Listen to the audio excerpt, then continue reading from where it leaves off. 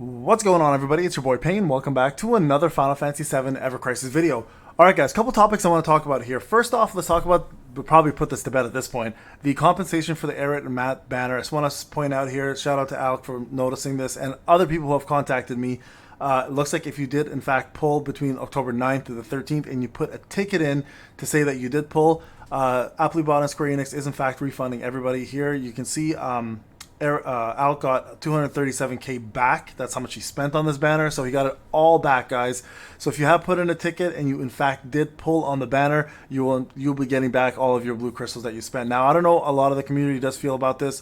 Some love it, some hate it. I'm just letting you know what's happening. I'm not giving you my perspective on it. I think I've already done that numerous times. But if you have in fact pulled for that and you did not put a ticket in, put a ticket in. You'll get yourself a full refund of your crystals, not your money, and you get to keep all your weapons as well. So I just want to put that to bed. Free-to-play players have also contacted me, about 7 or 8 of them. We've seen people get back as low as 3k, some as high as 37 to 38 to like, I don't know, 52 or something. So I know everybody, whoever put a ticket in, is in fact getting a full refund. So that's good news. I will say this. Applebot is doing it the right way in regards to at least compensation. Everybody is getting it back. If you did pull and you put a ticket in, there's no picking and choosing. Whales aren't getting an advantage here. F2P are not getting an advantage. It's pretty much a community-based refund if you put a ticket in. Okay, so they're not looking at everybody here. As long as you made a complaint and you in fact did pull, you're getting a refund. Okay, part 2 of this. There's gonna be 3 parts of this. Okay, part 2 of what this is about. I want to talk about this banner again. Now, if you guys watched my last video when it came out, I was disappointed in the weapons for a couple reasons, and I still stand by what I said, but there are a lot of positives in this, and I want to just kind of talk about a few of the comments and rebuttals people had in the last video, and I think you guys are absolutely valid with your rebuttals, and I agree with you guys. Cloud can, and I said this in the video, he can be an immensely good healer because of the crystal sword and this, right? He can even have this as an off weapon, the bandage sword, for weapons or for fights such as summons or even the new event fight, right? Anything that's magic based, this weapon can be a very potent weapon to have to keep you guys alive. My rebuttal to this, though, was the fact that Aerith Chocobo Staff, which is a free weapon, also does the same thing, except it's not AoE. So to me, that it makes sense to go for this weapon as a free-to-play player because you need to really pick and choose what you're going for. Now, moving over to the more controversial one, Sephiroth. Being a physical attack weapon, listen, every character eventually will be able to do anything in this game. That's the purpose of Final Fantasy. That's the point of Final Fantasy. You're allowed to customize how you want to customize. My issue with this is it's too soon, in my opinion. So and I'll give you the reasons why I feel this way. When they brought out Sephiroth, most of you most likely summoned for him, right? You depleted your crystals, and now you've just built them back up. I'm at 36k as free to play, right? Have not touched anything financially in this game except for what's been offered in-game itself. I am not ready to part with 36k for a physical Sephiroth yet because I don't feel like he has enough in his arsenal at the moment,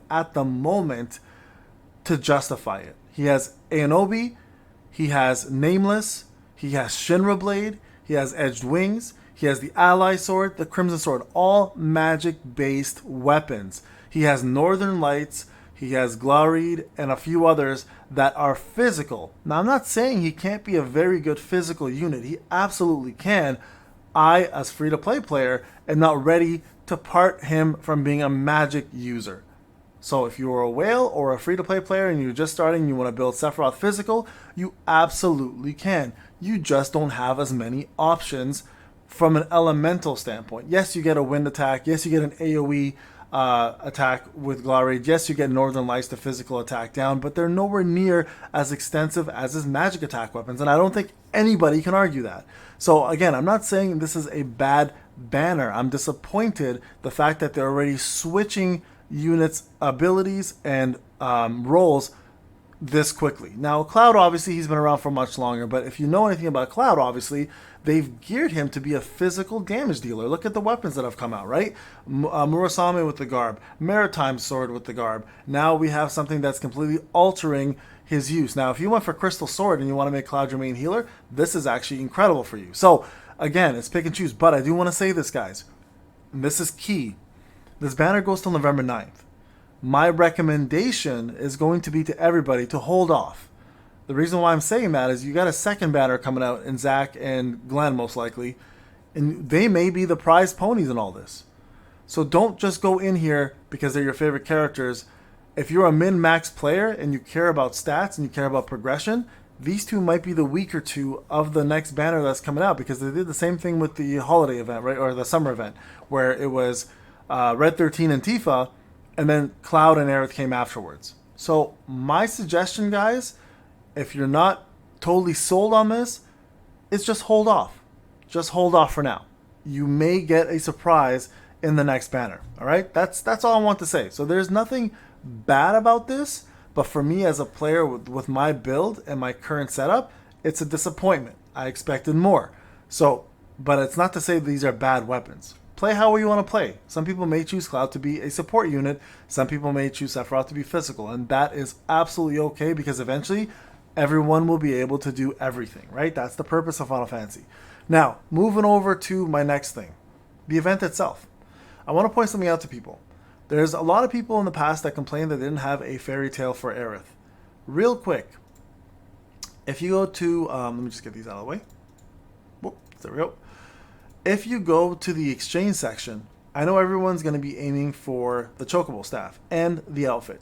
As you should. That should be your number one goal.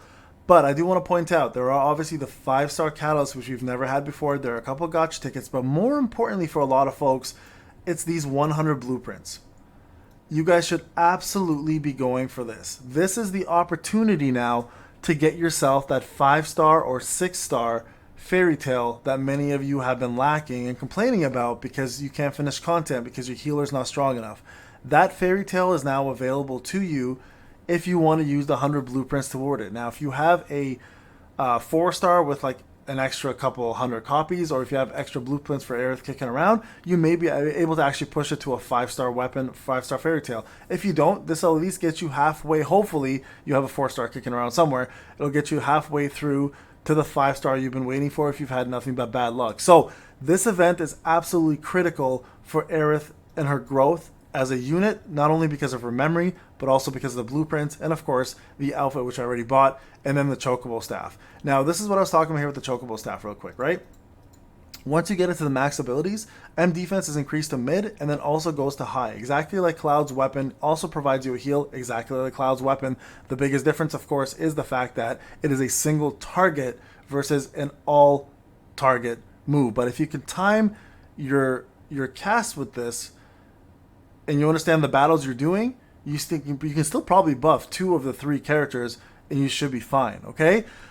Support material is pretty good. Attack boost, magic attack boost, and you obviously get the heal and the magic defense. So everything here is pretty damn good. It's obviously not as strong as the bandit sword, but it's a good alternative, guys, if you're lacking. Obviously, guys, this event is going to be having the same currency for the Zac and Glenn one. So don't just, once you get everything you want, don't just go ham and you know, pop off and get everything here. Save some of these for the Glenn and Zac section, because when that comes out, you might find other things you really want to go for. All right, guys, happy Friday. I just want to go over this. I just want to explain my thoughts behind it a little more thoroughly for you guys. My suggestion, hold off on the Sephiroth and Cloud banner, wait for the Zac and Glenn one to drop, and then go from there and see if you guys want to still pull for it. If you do, all the power to you. You can build this unit, any units, however you want, right? It's your game. It's your account. For me personally, it's a disappointment. For you, this might be a blessing. Anyways, guys, this is Payne. Hope you enjoyed the video. I'll talk to you guys in the next one.